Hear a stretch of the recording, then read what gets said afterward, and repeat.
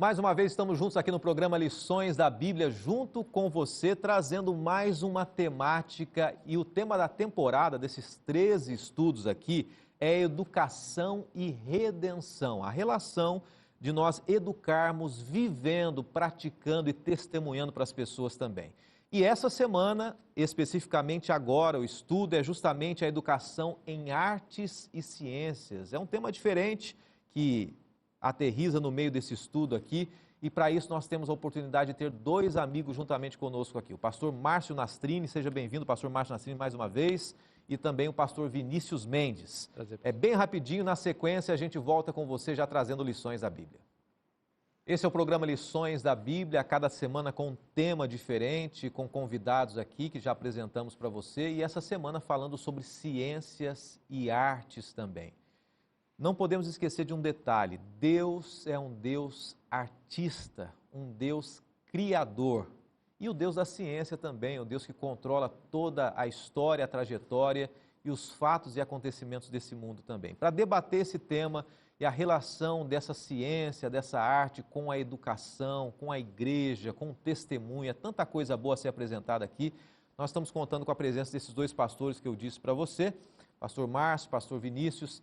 E nesse momento o pastor Vinícius vai começar orando, abrindo o coração para nós abrirmos a palavra de Deus também. Pastor Vinícius, faz favor. Nosso Deus e nosso Pai, que privilégio nós temos de estudarmos a Tua Palavra. Amém. Neste momento, convidamos a presença do Teu Espírito a estar conosco aqui, abrindo a nossa mente, o nosso coração, para que nós possamos entender e colocar em prática aquilo que Tu nos ensinares. Nós te pedimos em nome de Jesus. Amém. Amém.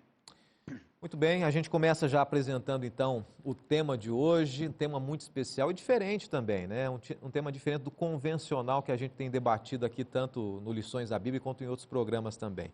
Mas pastor Márcio, pastor Vinícius, as pessoas estão acompanhando aqui e sedentas para a gente apresentar algumas informações interessantes. Eu falei logo no início aqui que Deus é um Deus criador, Deus é um Deus artista, né? E quando a gente fala em arte, eu não sei o que passa na cabeça de vocês, eu estava pensando aqui, né? Normalmente a gente associa artistas a cinema, a estrelas, né? Grandes estrelas, mas nós podemos ser artistas também, né? O ser humano, ele é de certa maneira um artista também, né? Cada um tem as suas facilidades, ou seja, manuais, de comunicação, cada um, e a gente tem que olhar por esse prisma, né? De um Deus criador, sem olhar com tendências preconceituosas também, embora a gente tem que entender claramente também que isso não deve fazer de nós estrelas despontando acima dos demais. Mas a lição ela começa a falar sobre artes e ciências. Eu queria fazer o seguinte, pastor Vinícius, para começar aqui, dá uma pincelada para a gente do que a gente pode começar a entender sobre essa reflexão, né?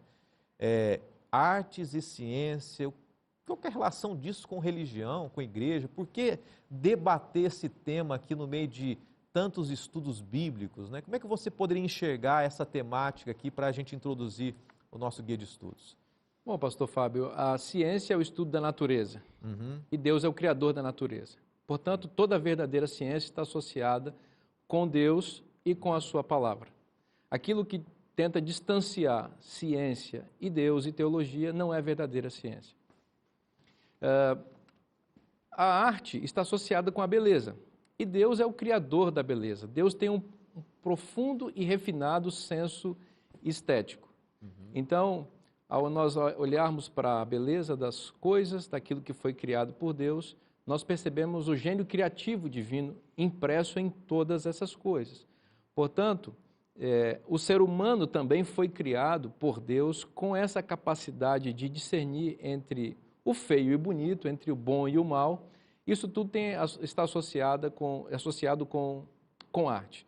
Então, naturalmente, a verdadeira educação e a igreja estarão nos ajudando, nos balizando para termos uma boa relação com a ciência e com a arte. Nesse sentido, existe boa ciência e má ciência, e existe boa arte e má arte. E a palavra de Deus vai nos dar o balizamento seguro para escolhermos nessas áreas diferentes. Tá bom. Pastor Márcio, então, falando já que nós temos que compreender um pouco mais acerca da ciência, a relação da ciência com a cultura e também com a educação, como é que a igreja, de maneira que a gente possa interpretar a ciência e a arte, como é que a igreja pode entender isso de uma maneira bíblica, né? Porque eu posso olhar para a ciência e para a arte e simplesmente negar a Deus.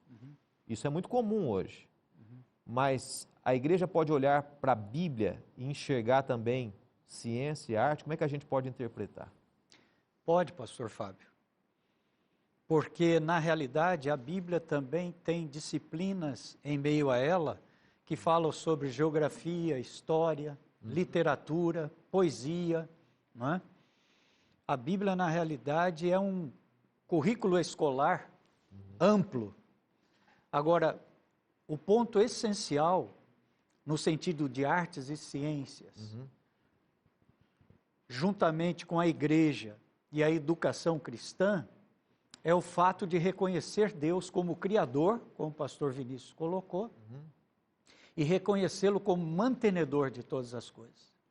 Então, vamos trazer isso para a prática. Em uma escola cristã, como a escola adventista, por exemplo, se eu tenho lá no livro didático apenas uma doutrina para ser ensinada, vamos supor, a volta de Jesus está sendo comentada entre os alunos da quinta série. Tem aqueles que creem, aqueles que não creem, os que creem de modo diferente. Mas se ela faz parte apenas de um livro didático, isso não traz nenhum sentido para a educação cristã. Mas, se eu coloco essa literatura de artes e ciências, tendo Deus e a palavra dele como orientação educacional, então daí faz sentido. Então, eu penso que a parte importante das artes, das ciências, que são compêndios, não é? Da educação geral, deve ser orientada pela palavra de Deus. O que houve foi um distanciamento entre palavra de Deus, Bíblia e religião, certo? Principalmente cristianismo, das ciências ou do estudo formal. Entendi. Pastor Vinícius? Pastor Fábio, tanto a Bíblia quanto a ciência são consideradas fontes de conhecimento. Sim. A Bíblia é uma fonte de conhecimento que, dentro da teologia cristã, é identificada como revelação especial. Ou seja, Deus se manifestou de maneira direta e explícita por meio do texto sagrado, dando a nós acesso a um conteúdo que ele achou que seria importante para nós, que ele considerou importante para a nossa salvação. A natureza, que é estudada pela ciência, Sim. também é uma fonte de conhecimento, conforme eu disse, e também é uma fonte de revelação, ou uma forma de revelação divina, que em teologia se chama de revelação geral. Isso significa o quê? Que depois da entrada do pecado, embora as digitais do Criador estejam em tudo aquilo que ele criou, essas coisas não podem expressar de maneira plena o caráter de Deus, o conhecimento de Deus, e também não revelam de maneira cognitiva quem Deus é. Naturalmente, uma pessoa sincera e honesta, ao olhar para aquilo que é criado, ela vai ter uma concepção, uma percepção da existência divina. Outros, porém, vão olhar para essas mesmas coisas e vão negar. Então, sendo a ciência o estudo da natureza, ela precisa estar subordinada à revelação especial que é a palavra de Deus. Nesse sentido, quando a ciência não contradiz a palavra de Deus, mas corrobora os ensinos da palavra de Deus, ela pode também ser considerada uma fonte importante de conhecimento também a respeito de Deus e da realidade. Qual é o problema com a ciência? Quando ela quer fugir desse paradigma ou desse padrão da palavra de Deus e tenta estabelecer uma fonte absoluta de conhecimento para se contrapor àquilo que está revelado na palavra de Deus. Nesse sentido, nós temos um problema aqui. Então, todo cristão que gosta da ciência, todos nós somos consumidores, direto e indiretamente, daquilo que a ciência promove no mundo, precisamos ter a consciência de que a boa ciência é aquela, precisamos ter a ciência, né? Que a boa ciência é aquela que está subordinada ao conhecimento da palavra de Deus e não contradiz a palavra de Deus. Exatamente. Agora, a pergunta que eu faria é o seguinte, pastor Márcio, essa percepção da ciência, ela é suficiente para a gente entender a condição do ser humano? Será que o fato da gente olhar para a natureza, como deu exemplo o pastor Vinícius, né? A gente olhar para a arte em si, é o suficiente ou a gente teria que procurar outros caminhos para entender a realidade humana, a questão da luta do ser humano, da natureza humana? Como é que você enxerga essa possibilidade ou não aí? Veja, dentro da ciência também existe a questão da fé, porque a ciência é baseada em pressupostos, em teses experimentais que depois se tornam teses ou teorias.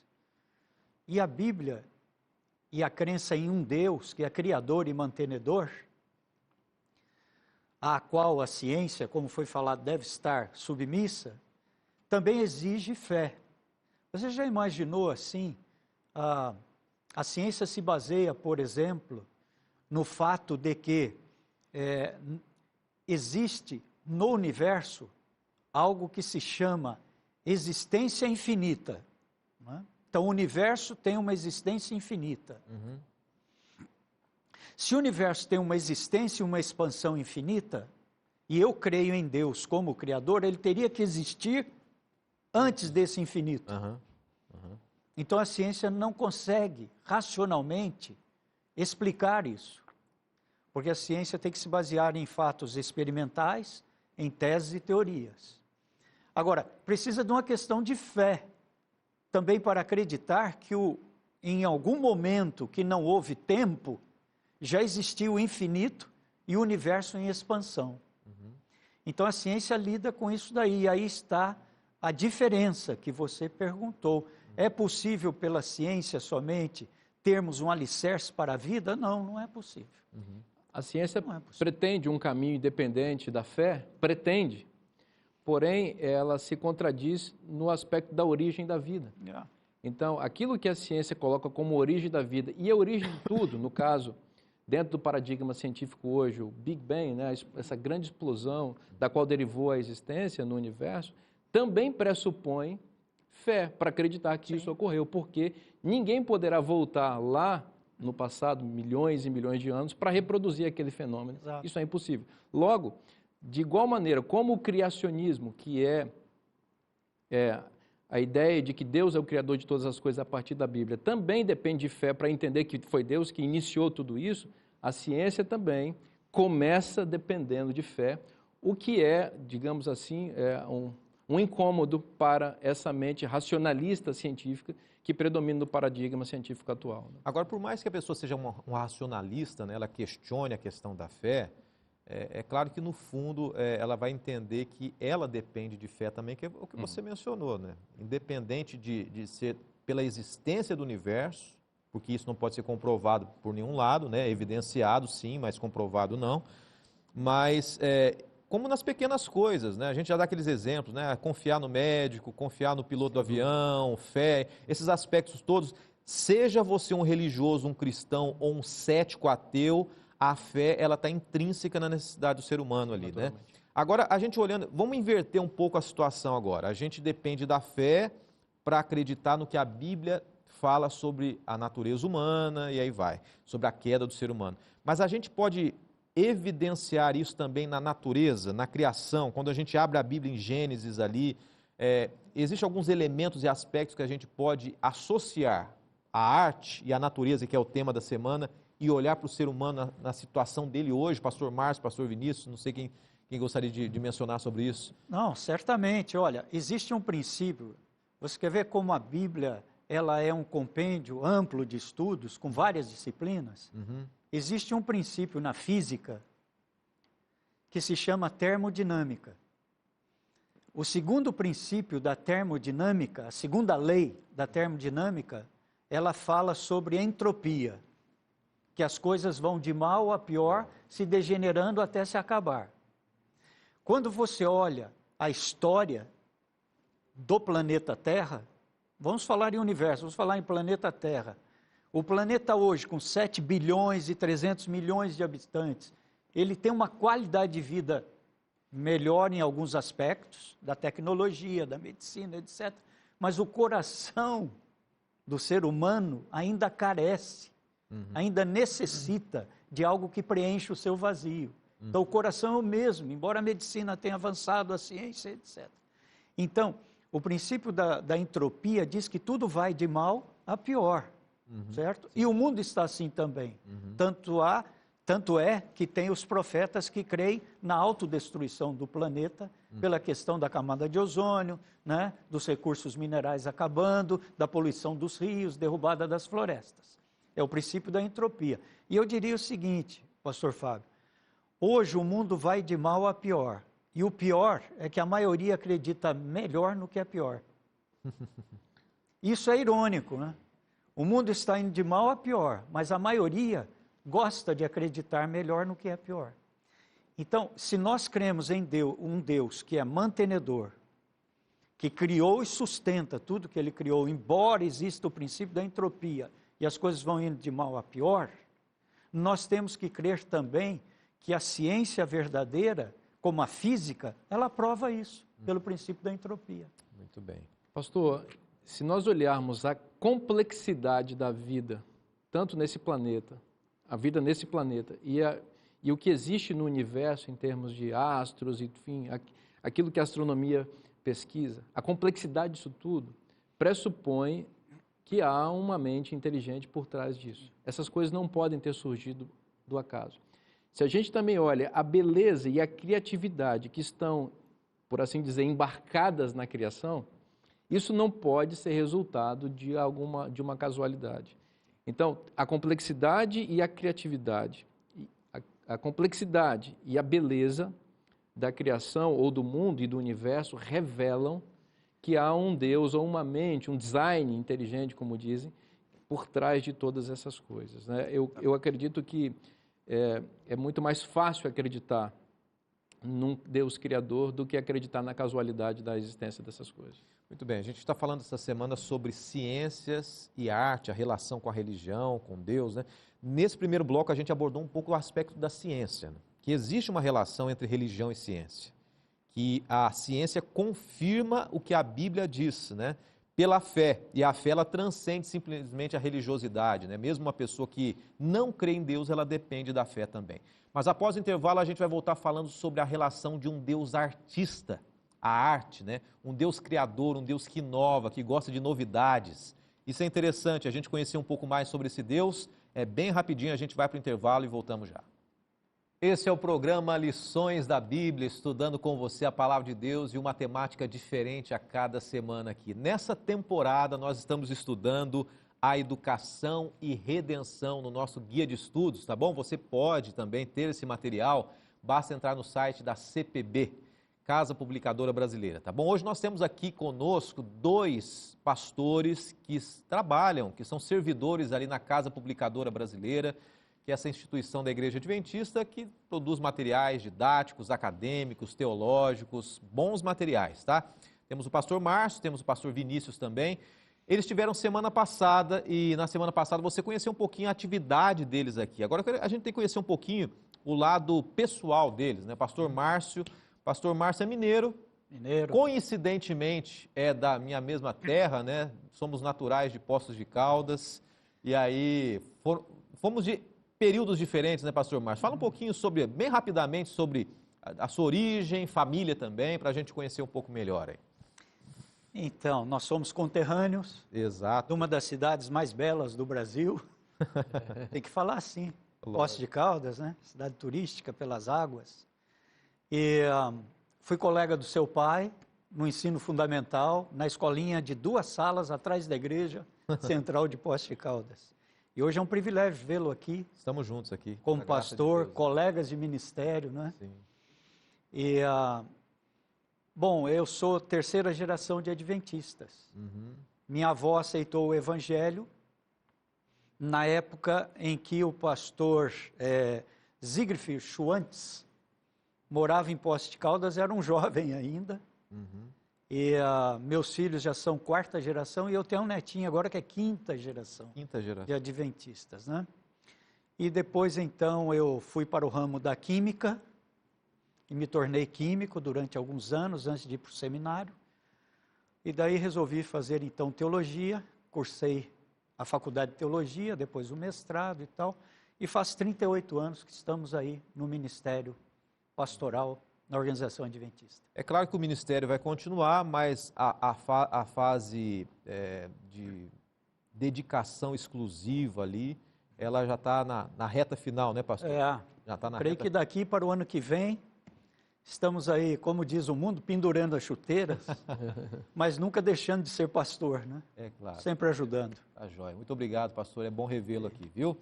Pastor Vinícius, daqui a pouquinho a gente conhece um pouco mais. Mas vamos falar um pouco sobre arte, né? O Deus artista, o Deus criador. Como é que a gente pode fazer essa relação, né? Um dos principais atributos de Deus é justamente a obra da criação. Pastor Vinícius, como é que a gente pode associar arte e Deus? Como é que é claro isso na sua mente aí? Olha, a arte está associada com a estética, conforme a gente já mencionou, né? Existem 3 ramos centrais da filosofia, que é a epistemologia, que é o estudo do conhecimento, a metafísica, que é o estudo daquilo que está além, não é? E a axiologia, que dentro da axiologia você tem dois ramos, que é a ética e a estética. Então, a estética, ela incorpora a arte. E qual a relação disso com a fé e com a vida cristã?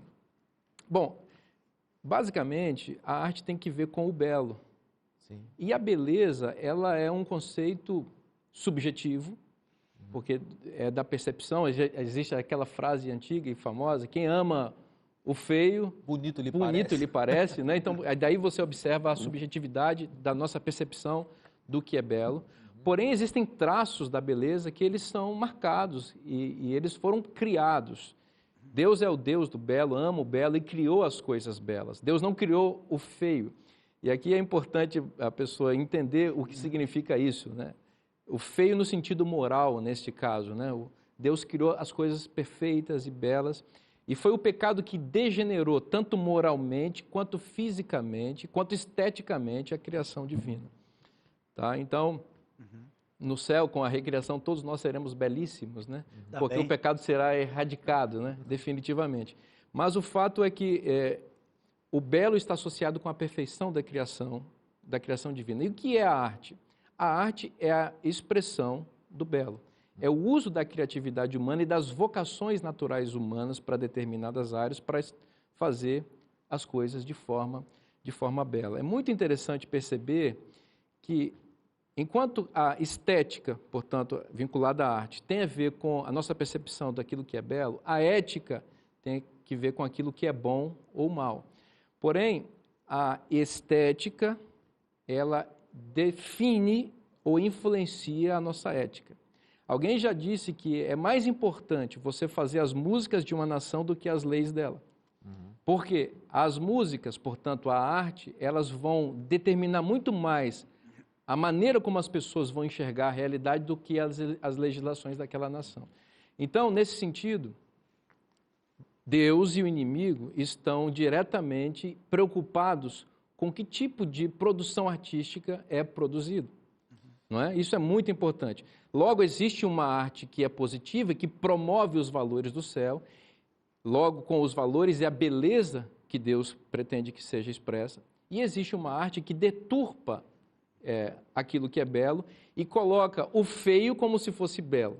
Então, isso é uma coisa interessante que aparece, e esta feiura, por assim dizer, que aparece e que tem aparecido muito na arte contemporânea. Eu poderia aqui citar exemplos de ritmos musicais que estão aí inundando, formas artísticas estranhas que estão aí, as pessoas às vezes nem entendem o que é aquilo lá, mas dizem, olha que coisa extraordinária. E essas coisas naturalmente acabam interferindo na percepção das pessoas sobre a realidade e no padrão ético delas, no sentido de que o comportamento das pessoas acaba espelhando os valores artísticos que aquela pessoa aprecia.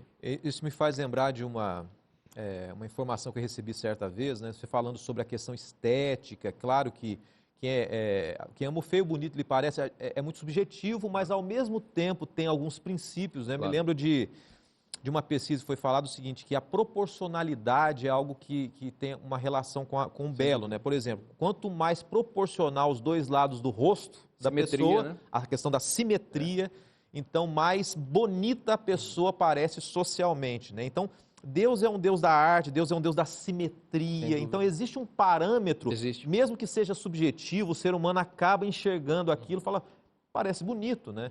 Uma outra questão também para a gente introduzir o pastor Márcio ao falar aqui, né? Eu me lembro de uma vez um pastor dizendo o seguinte, que É claro que existe a percepção humana também, mas não existe nenhum ser criado, nenhum desenho que se faça que faça com que o ser humano consiga achar aquilo mais bonito do que o próprio ser humano. Yeah. Então, assim, muitas vezes fazem filmes de ET aí, né? O filme de ET e tal, mas, poxa, que ser estranho, para nós sou. Então, o ser humano, a referência da arte do ser humano, do rosto, do físico, chama a atenção do ser humano muito mais do que qualquer outro desenho criado, né? Pastor Márcio, fala pra gente um pouquinho mais sobre a questão artística aí, e o quanto belo, por mais belo que seja, pode às vezes trazer sentidos negativos também, né? Porque a arte, para muitos, é uma referência do belo, do acolhedor, mas isso às vezes pode também perturbar e levar a pessoa para um caminho equivocado, né? Nós precisamos nos lembrar que, por exemplo, a lição traz aqui o guia, né? Salmo 96, verso 9. Adorai o Senhor na beleza da sua santidade. Então, como eu vou ter esse padrão da beleza de Deus após um mundo decrépito, da entrada do pecado e a queda de Adão e Eva? Seguindo o exemplo de Jesus e vendo o meu modelo em Cristo e Cristo em minha vida. Porque adorai o Senhor na beleza da sua santidade, santidade aí vem de uma palavra grega, né? A maioria dos cristãos conhece, que quer dizer separado, peculiar, distinto. Então Deus tem uma santidade bela, distinta, peculiar, que só cabe a Ele. É impossível atingir esse padrão. Porém, nós podemos adorá-lo nas coisas criadas, na beleza do que Ele fez, nas coisas que Ele faz para a nossa vida, né? Essa é a beleza da santidade. Agora, o que acontece aqui? A beleza está dentro de uma das áreas, como o pastor Vinícius colocou, da filosofia. A filosofia, então, trabalha com a lógica, buscando o argumento ideal, não é? Depois ela trabalha com a ética, buscando o comportamento ideal. Daí ela trabalha com a política, buscando o sistema ideal. Aí ela vai trabalhar com a metafísica, buscando o conceito de vida, a ideologia de vida, a cosmovisão ideal, metafísica. E, finalmente, ela trabalha com a estética, buscando a forma e a beleza ideal. Então, como é que o inimigo deturpou isso? Deturpou no cinema, na TV, nas artes cênicas, que é o teatro, na literatura, né, como já foi colocado aqui. Então, veja, nem tudo nessa vida, depois do pecado, agora eu vou chegar exatamente no ponto que você colocou, o que nos diferencia na educação cristã, certo? E na ideologia cristã de vida, cosmovisão cristocêntrica e teocêntrica, o que nos diferencia é o seguinte: nem tudo que para a sociedade é belo é bom. Eva caiu exatamente nesse erro. Ela olhou a árvore do conhecimento do bem e do mal, olhou para o fruto, e a Bíblia diz em Gênesis que aquilo foi agradável aos olhos. A palavra no original é belo. Foi belo. A forma do fruto da árvore da ciência do bem e do mal atraiu Eva. E o que aconteceu? Ela trouxe, juntamente com Adão, o pecado para a humanidade. Então, nem tudo que é belo é bom, como a sociedade, a cultura e a ciência colocam. Mas se eu adoro a Deus na beleza da santidade dele, aí eu vou saber distinguir entre o que é belo e bom e o belo que não é bom. Eu acho que essa frase, ela representa muito, né? Nem tudo que é belo é bom. Pastor Vinícius, como é que a gente pode, então, ter um cuidado, né, com uma visão e um princípio e valores cristãos de consumir arte, né? Porque a gente está diretamente relacionado com arte, né? Um dos grandes exemplos aí é a questão mesmo cinematográfica, que é muito forte, que levanta artistas e astros aí e envolve o mundo todo. Então, sintetiza para a gente aí como é que a gente pode assimilar isso. Pastor Fábio, a exemplo que acontece com a ciência, a beleza artística também deve estar subordinada à revelação divina. É a revelação divina que estabelece os princípios do que é belo. Então, se uma percepção de beleza está sendo colocada artisticamente e está sendo vendida como boa arte, eu preciso, para consumir isso,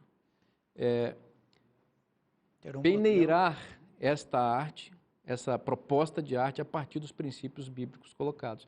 O exemplo de Eva é muito interessante, porque de fato o fruto era belo. A Bíblia diz que o diabo ele é capaz de se transformar também em anjo de luz. Observa, o inimigo não tem dificuldade de trabalhar com a beleza. E ele usa muitas vezes a beleza para contraditar a palavra de Deus. Então, quando a beleza ela é utilizada com fins que distanciam a pessoa de Deus, ela deve ser rejeitada.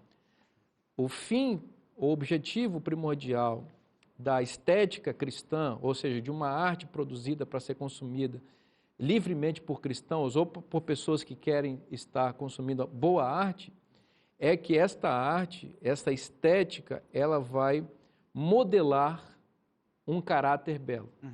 Então, se você consome uma arte, seja música, cinema, enfim, literatura ou qualquer outro meio artístico, que de alguma forma deturpa o seu caráter, a sua moralidade, rebaixa as suas paixões, esta arte não deve ser consumida, deve ser rechaçada. E como cristãos, precisamos nos preocupar tanto por aquilo que a cultura externa à igreja produz, quanto como nós mesmos, como produtores culturais que somos, nós somos cantores, nós somos escritores, nós somos pregadores, tudo isso está dentro do gênero criativo humano. Nós também temos que preocupar e passar essa nossa produção artística e cultural nos princípios da palavra de Deus. Tudo que é puro, tudo que é santo, tudo que é nobre, essas coisas precisam estar norteando a nossa relação com a arte. Ou seja, nós precisamos sempre, não é, como síntese, submetê-la ao modelo. E o modelo é a beleza do Senhor em sua santidade. Assim como a ciência tem que estar subordinada, a ciência Exatamente. é uma referência, obviamente, subordinada a Deus, a palavra de Deus, a arte também tem que estar subordinada, né? A gente vai para um rápido intervalo agora, na sequência a gente volta ainda discutindo sobre essa questão, a relação ciência, arte com a religião. É um desafio para nós estamos inseridos num contexto artístico mundial, ciência, questionamentos também, e é importante a gente se preparar e conhecer bastante sobre esse assunto. É bem rapidinho, a gente volta já. Mais uma vez estamos juntos aqui no Lições da Bíblia, debatendo essa semana sobre a relação da religiosidade, a religião com a arte, com a ciência também. Estamos com os pastores, pastor Márcio Nastrini, pastor Vinícius Mendes também. No bloco anterior a gente apresentou o pastor Márcio Nastrini, conterrâneo aqui. Agora é o momento da gente apresentar o pastor Vinícius. Semana passada você falou sobre a sua parte profissional, né, pastor? Mas eu fiquei sabendo que você é capixaba, né? De que lugar do Espírito Santo exatamente? Ali de Vitória mesmo? Vitória. Capital, né? Da capital ali, da Grande Vitória. Grande Vitória, tá joia. Então, nasceu ali e a partir daí decidiu fazer teologia? Esse foi o seu caminho? Como é que foi? Eu fui fazer teologia um pouquinho mais tarde, fui fazer teologia com 28 anos. Eu tenho uma formação anterior, sou formado em letras português e fui professor de literatura, inclusive, redação, e durante 10 anos. Sim. Então... E a sua família hoje? Mas fica à vontade. Então, eu ia dizer o seguinte, eu fui professor durante 10 anos, mas também durante o período da minha formação em teologia, eu também me lecionei, por isso dá 10 anos aí. Mas a minha família também é de Vitória, minha esposa Ariane, ela é professora, trabalha na Casa Publicadora Brasileira também como editora de livros infanto-juvenis. Legal. E eu tenho, como eu mencionei na semana passada, uma filhinha, Ana Clara, de 8 anos. Essa é a minha família querida e aproveito para mandar um abraço e um beijo querido para ela. Joia, muito bom. E a gente vai voltar a falar sobre arte aqui, né? Falar sobre a relação entre Deus, um Deus artista, um Deus criador, um Deus da ciência também. Pastor Márcio, Provérbios 1 tem um recado para a gente aqui e faz essa relação entre Deus, a sabedoria, a devoção a Deus. Como é que a gente pode... Porque a sabedoria, o conhecimento, ele tem uma relação também profunda com a ciência, com a arte, com o conhecimento, né? Como é que a gente pode associar, então, Provérbios 1 com a sabedoria de Deus? O livro de Provérbios, ele tem algumas palavras, cerca de meia dúzia de termos que o norteiam. E ele foi escrito pelo sábio Salomão, não é? Filho de Davi. Então, quais são as palavras que norteiam e que ele depois coloca aquilo que é o antônimo desses termos ou palavras? Seria a contraposição. Então, sabedoria e tolice, não é? Verdade e erro, não é? Certo e errado, a questão do que é bom e do que é mal, mentira e verdade. E as palavras que norteiam o livro de Provérbios são discernimento, bom senso, você ser fiel, não é? Questão da fidelidade. E do outro lado, a infidelidade, não é? Uma pessoa ser insensata, não ter discernimento, não assimilar, digerir aquilo que assimilou, colocar diante do padrão divino. Então, tudo isso é chamado de tolice. Então, aqui, a parte da sabedoria e da tolice, na parte de quarta-feira do guia de estudo, trabalha exatamente esse ponto. Provérbios 1 diz, o temor ao Senhor é o princípio da sabedoria. Princípio aí como fundamento da sabedoria. Então, é aquilo que eu disse a semana passada. Há muitas pessoas intelectuais, mas não são sábias, porque não creem em Deus, portanto não temem ao Senhor e não o têm como Senhor da vida e mantenedor do mundo e do universo. Tá? Elas têm um conhecimento acadêmico, Exato. um conhecimento acumulativo, né? Mas não têm a sabedoria de lidar com a vida, com questões da vida também, né? Você pega o livro de Provérbios e Eclesiastes, não é? Aquilo é um manual de psicologia tremendo. Tremendo. Você tem ali conceitos. A palavra dita ao seu tempo é como maçãs de ouro em salvas de prata. Né? Falando o rei, quem o contestará? Veja. Então, há muitas coisas aqui que são um manual, um guia de psicologia tremendo. Isso é sabedoria. A Bíblia traz para nós algo sobre psicologia fantástico. Mas eu gostaria, pastor Fábio, de puxar aqui o outro ponto. Por exemplo, o estudante de ciência e mesmo o professor das ciências humanas, Sim. que não crê em Deus e que não teme ao Senhor, eles estudam a arte, Sim. eles estudam a ciência como algo para ter um título na vida. Estudam para ter uma vanglória. Estudam para ter uma posição, um status. Mas a educação cristã já é o contrário. Ela estuda a ciência, a arte, a beleza de tudo, crendo que existe Deus e para a glorificação do Senhor. Então há uma diferença tremenda aí nisso. Pastor Vinícius? Da perspectiva grega, que é a que predomina no mundo acadêmico e científico hoje, a sabedoria está associada com aquilo que você pensa. Ou seja, com o raciocínio, com o racionalismo, né? Então, por isso, as pessoas são endeusadas por achados científicos e são consideradas sábias. Mas, do ponto de vista bíblico, a sabedoria está associada com aquilo que você é e com as coisas que você faz. A Bíblia tem uma perspectiva mais concreta da sabedoria. Você citou, por exemplo, Provérbios 1, que diz que o princípio da sabedoria é o temor do Senhor. O temor do Senhor é o princípio da sabedoria. Algumas pessoas não sabem o que significa a expressão o temor do Senhor. Alguns acham que é ter medo de Deus, outros dizem não, é ter reverência. Mas se você buscar na própria Bíblia, vai chegar ao que significa essa expressão. Temer a Deus, que também aparece em Apocalipse 14, que é um chamado à humanidade. Temer a Deus é um sinônimo para obedecer seus mandamentos. Então, o que é um sábio na Bíblia? Quem obedece a Deus. Obedece aquilo que está prescrito na palavra de Deus. Quem anda segundo os princípios. De certa forma, portanto, nós podemos dizer que a sabedoria bíblica está associada com o conceito de ética. Porque ética é o bom comportamento e o melhor de todos os comportamentos é aquele que se fundamenta nos preceitos eternos e imutáveis de Deus. Então, aí você me pergunta, como é que a gente faz para ser sábio, então, do ponto de vista bíblico? Considerando que o nosso coração, ele é inclinado para as coisas ruins. O nosso coração é inclinado para fazer o oposto àquilo que a lei de Deus prescreve. A ética bíblica, ela é sempre de dentro para fora. Ela é sempre resultado de uma atuação divina, transformadora, por meio da influência do Espírito Santo, que acomoda o nosso coração aos moldes divinos, e isso resulta em atitudes éticas que são compatíveis com os padrões da palavra de Deus. Toda tentativa de reprodução ética, comportamental, dos princípios da palavra de Deus, mas que não passaram por uma transformação interior, é hipocrisia.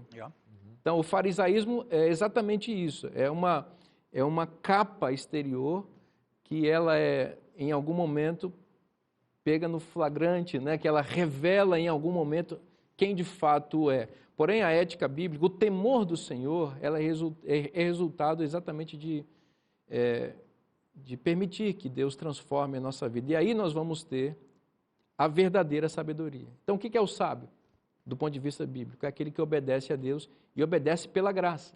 Obedece em virtude desse processo lindo chamado justificação pela fé, que transforma o indivíduo como um todo. A pessoa não precisou nem ter sentado num banco de faculdade, não precisa às vezes nem ler e escrever. Se ela foi transformada pela graça, esta pessoa é sábia. E da boca dela, ou da boca desta pessoa, você vai ouvir bons conselhos, pode crer.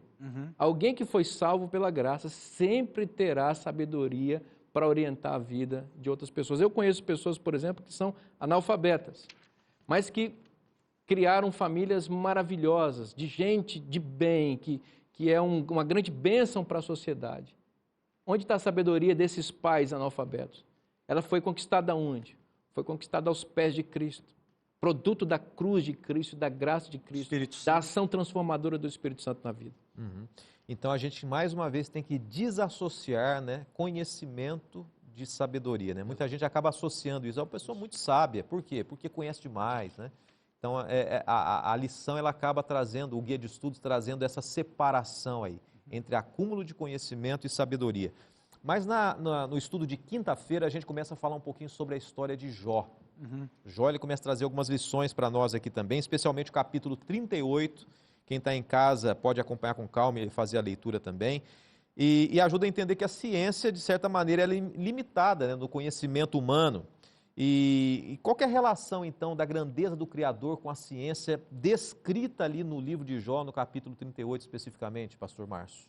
Há aqui uma diferença também. A ciência pressupõe que a matéria, em algum ponto desse universo expansivo, que nunca para de expandir-se, e também infinito, em algum ponto surgiu a matéria. Então eles creem que na própria matéria, inerte na matéria, teve uma força vital, veja que coisa absurda, havia na matéria uma força vital para criar a matéria, e daí para frente tudo começou a existir. Pessoas, animais, árvores, vida, etc. Mas a biologia, bios, vida, logia, estudo, ela já, vamos dizer assim, se contrapõe a essa tese, porque a biologia diz que vida só provém de vida. Se vida só provém de vida, a própria biologia, que é uma ciência, se contrapõe à tese do cientificismo de que em algum momento começou a ter matéria. Agora veja, Jó, no diálogo com Deus, Deus diz assim: onde estavas tu quando eu estabeleci os fundamentos da terra? Onde estavas quando eu criei isso, criei aquilo, estabeleci o globo que está suspenso sobre o nada? Quem é que segura a terra? 6 sextilhões de toneladas seria o peso aproximado da terra. Então, para que exista matéria, a física e a ciência dizem que tem que haver energia. Então, como é que eu vou crer numa força? Como é que eu vou crer numa força inerente à matéria para gerar a própria matéria? Para o cristão é muito mais fácil isso, pastor Fábio. Porque nós cremos que a palavra de Deus foi o Logos. Ele falou e tudo se fez. Sim. A energia divina foi a palavra, o dunamis, o dínamo, que transformou energia em matéria, certo? Então, quando ele fala com Jó, ele fala nesses termos aqui. A ciência vê pressuposições, teorias, teses, etc, etc. Precisa de muito mais fé do que crer em um Criador, um design inteligente que falou e tudo se fez, transformou em matéria. Pastor Vinícius. Grande parte da ciência trabalha com pressupostos ateístas e materialistas. O que são pressupostos? São as percepções da realidade que as pessoas têm antes da pesquisa científica. Então, não é a pesquisa científica que prova para o cientista que Deus não existe. É uma pressuposição que ele já tem e que ele leva consigo uma espécie de lente através da qual ele enxerga Quase aquilo. um preconceito. Um preconceito, exatamente, é por aí. É uma lente pela qual ele enxerga a realidade. E essa lente ateísta e materialista deturpa a leitura que ele faz da natureza. E por isso se chegam a conclusões que parecem contraditórias com a palavra de Deus e com a existência de Deus. E ele Agora, fica buscando fundamentos para se alicerçar nisso. exatamente. Então ele vai buscando nas suas pesquisas alguns elementos que ele acha que corrobora a sua pressuposição e ele acaba sendo preso a essa pressuposição. A palavra de Deus, ela tem pressupostos e ela expressa esses pressupostos. O primeiro pressuposto fundamental da palavra de Deus é o Criador. Então, se nós quisermos lidar com a realidade tal como ela está expressada na palavra de Deus e cremos que essa é a realidade correta e ideal, nós temos que partir desse pressuposto. Deus é o Criador de todas as coisas.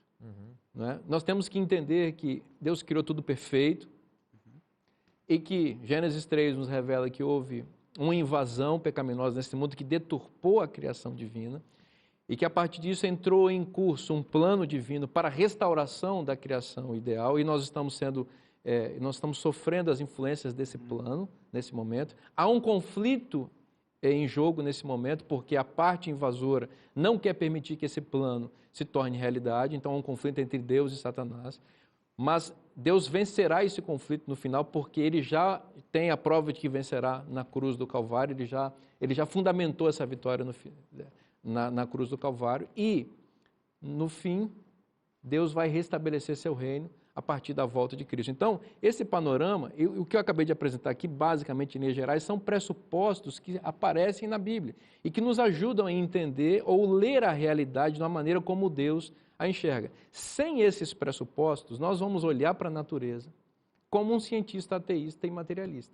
Vamos enxergar processos evolutivos infindáveis, vamos ver a terrível seleção natural que foi expressada por meio do darwinismo, os bilhões e bilhões de anos da vida. Enfim, tudo isso está fora do que a Bíblia ensina, né? Então nós precisamos entender, olha, quando você vai lidar com a ciência, não pense que a ciência, o que ela está dizendo claramente a respeito da existência de Deus é fruto de pesquisa científica. Não, é fruto de pressuposição. E pressuposição é algo subjetivo, é algo que é incorporado socialmente, educativamente e não a partir de dados científicos. Agora é o seguinte, a gente percebe que hoje é um desafio bem prático, né, no sentido de ver jovens que tiveram, de repente, valores, princípios cristãos e, ao longo do tempo, eles começam a perder um pouco isso, justamente por essas questões que muitas vezes são concretas na mente dele, que é a questão da ciência, que é a questão da arte, e ele se envolve com isso e perde os seus valores iniciais ali. Agora, para a gente fechar, né, um pouco tempo que temos aqui, por que a gente vê tanta dificuldade em associar a ciência moderna, atual ou secular, chamando assim, da ciência ou revelação, né? Por que é difícil a gente associar uma coisa com a outra? Pastor Márcio, hoje muitos jovens e muitos adultos também têm a dificuldade de compreender algumas coisas, né? Tem uma relação a ciência secular com a ciência ou a revelação? Como é que a gente enxerga tudo isso? Como já foi dito aqui, a verdadeira ciência, ela comprova a Bíblia. Não é? Veja, a sabedoria na Bíblia ali diz, assim, bem resumidamente, todos os rios correm para o mar, contudo o mar nunca se enche. Ora, se todos os rios correm lá para o mar, haveria um momento que ele transbordaria, se não fosse as leis que Deus colocou na natureza, ele transbordaria e cobriria toda a face da terra. Mas por que todos os rios correm para o mar e o mar nunca se enche? Porque tem o sol aquece as águas, elas formam nuvens, certo? Então estabiliza ali o nível de água, depois elas caem em forma de chuva, as águas e a correnteza sobem novamente, as nuvens sobem, porque o sol esquentou, evapora, e esse ciclo faz com que nós tenhamos nivelado o nível de água. Agora veja só aqui, por que nós não podemos, como jovens que não estão hoje numa faculdade cristã, né? Porque, qual é o problema, pastor? O problema é sobrenatural. A ciência não crê no sobrenatural. E o jovem na educação cristã, pela fé em Deus, como já foi colocado, ele tem o fator que se chama sobrenatural. É isso. Pastor Márcio, pastor Vinícius também, nosso tempo já se foi, né? Tanto assunto, é um tema diferente, foi um tema diferente essa semana, mas quando a gente começa a explorar, a gente vê que tem muita informação, né? Ciência, arte, um Deus criador, um Deus que cuida de nós. E mais uma vez eu agradeço a presença de vocês aqui. Eu tenho certeza que essas 2 semanas contribuíram bastante para o conhecimento de cada telespectador, tá bom? Até uma próxima oportunidade. A você que está em casa também, não se esqueça, semana que vem nós temos mais um tema a ser apresentado aqui para você, mais um pastor, mais um convidado, e juntos estudando cada vez mais a palavra de Deus. Deus abençoe você, até um próximo encontro. Esse é o programa Lições da Bíblia. Até mais.